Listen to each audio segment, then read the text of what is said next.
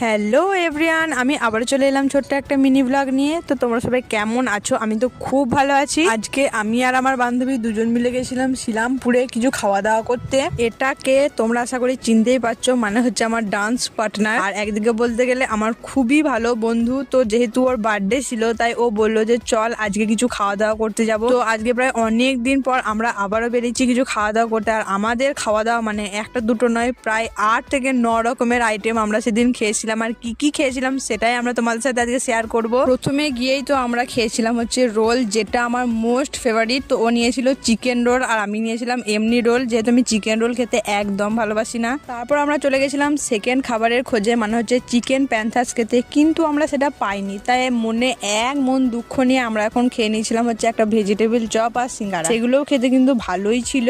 দেন তৃতীয় নম্বর খাবার খাওয়ার জন্য আমরা চলে গেছিলাম মোমোর দোকানে, যেটা আমার সব থেকে ফেভারিট। তো মোমোর দোকানে গিয়ে দেখি ওখানেই রয়েছে চিকেন প্যান্থাস। তো আর বেশি দেরি না করে এক প্লেট চিকেন প্যান্থাসও আমরা অর্ডার দিয়ে দিয়েছিলাম। এত কিছু খাবার খাওয়ার পর আমরা হজম করার জন্য নিয়েছিলাম দুজনে দুটো আইসক্রিম। মানে এত ঠান্ডাতে ভাবতে পারছো আমাদের কত ট্যালেন্ট। এত ঠান্ডাতে আমরা হু হু করে কাঁপতে কাঁপতে এখন আমরা আইসক্রিম খেতে খেতে বাড়ি যাচ্ছি। তারপর আবার ডাঙ্গাতে এসে আমরা দেখতে পেলাম ফুচকা। আর ফুচকা যদি বসে থাকে আমরা খাবো না তা কি হতে পারে, তাই 10 টাকা করে দুজন মিলে ফুচকাও খেয়ে নিলাম।